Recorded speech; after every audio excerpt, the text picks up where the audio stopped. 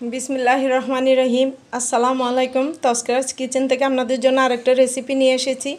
আজকে আপনাদের সাথে আমি বিনি চালের নাড়ুর একটা রেসিপি শেয়ার করব।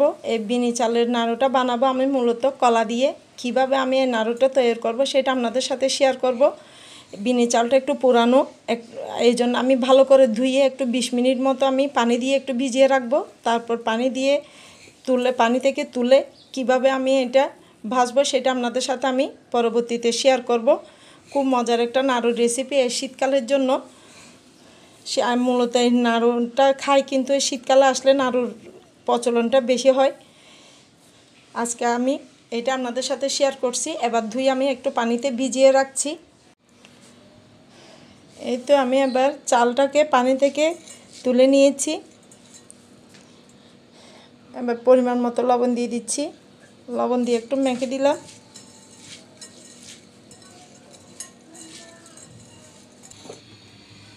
অল্প অল্প করে আমি ভেজে নিচ্ছি।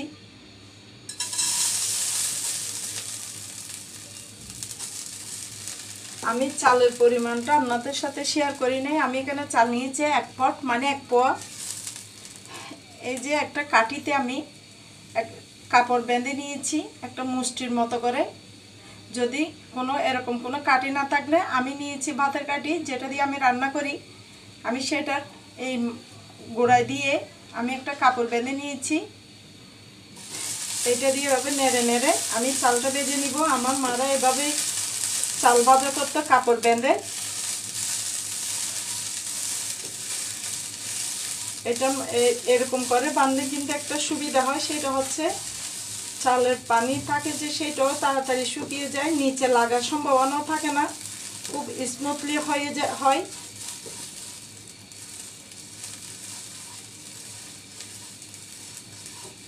অনবরত এভাবে নেড়ে নেড়ে আমি মিডিয়াম আছে চালগুলাকে ভেজে নিচ্ছি। সবগুলা চাল আমি ভেজে নিয়েছি। এখনো গরম, ঠান্ডা হলে আমি ব্লেন্ডারে দিয়ে গুঁড়া করে নিব।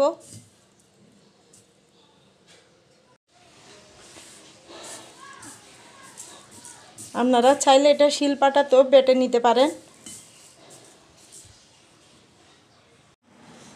আমি বিনি চালগুলাকে ব্লেন্ডার করে গুঁড়া করে নিয়েছি। একদম আমিষ করি নাই, একটু ভাঙ্গা ভাঙ্গা করে আছে কিছু কিছু, আর কিছু আমিষ হয়েছে। এইভাবে আমি ব্লেন্ডটা করেছি। যখন কামড় পরে খেতে কিন্তু খুব স্বাদ হয় যদি একটু আধা ভাঙ্গা হয়। আর যেহেতু আমি কলা দিয়ে করব নাড়ুটা, সেজন্য 2টা বড় সাইজের কলা নিলাম, বাংলা কলা, আমাদের দেশি কলা। এটাকে আমি ভালো করে কলা দুটোটাকে ম্যাশ করে নিব। কলা 2টা আমি ম্যাশ করে নিলাম। 1 চিমটি পরিমাণ লবণ দিয়ে দিচ্ছি। লবণটা আমি এখন কম দিচ্ছি, কারণ আমি চাল ভাজার সময়ও লবণ দিয়েছিলাম। ম্যাশ করা কলাটা দিয়ে দিচ্ছি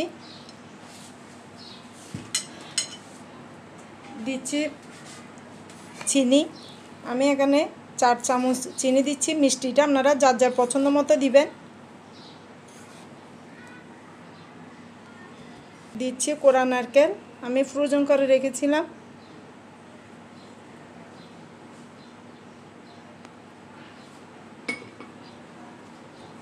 চাইলে আপনারা গুড় দিয়ে করতে পারেন।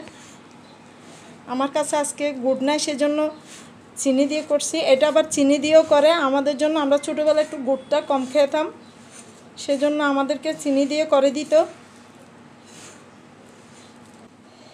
মাখানো শেষ। এবার আমি নাড়ুর শেপটা দিয়ে দিব। খুব সিম্পল, একদম সহজ, অল্প সময়ে হয়ে যায়। চালটা ভাজা করার পরে শেপটা আপনারা যার যা পছন্দ মতো দিবেন। হয়ে গেল আমার কলা দিয়ে বিনি চালের নাড়ু। দেখতে এরকমই হয়েছে। মাশাআল্লাহ, আলহামদুলিল্লাহ, খুব সুন্দর হয়েছে। আপনারা একবার আমার মতো করে ট্রাই করে দেখবেন, আশা করি খুব ভালো লাগবে। খুব মজার একটা নাড়ুর রেসিপি। আমার এই কলা দিয়ে বিনি চালের নাড়ুর রেসিপিটা আপনাদের ভালো লেগে থাকলে আমার রেসিপিটাকে একটা লাইক দিবেন, কমেন্ট ও শেয়ার করে দেবেন যেন সবার কাছে পৌঁছে যায়। আপনাদের সবার সহযোগিতা কামনা করছি। ভুল ত্রুটি হয়ে থাকলে ক্ষমা সুন্দর দৃষ্টিতে দেখবেন। আজ এই পর্যন্তই। আল্লাহ হাফেজ। আসসালামু আলাইকুম।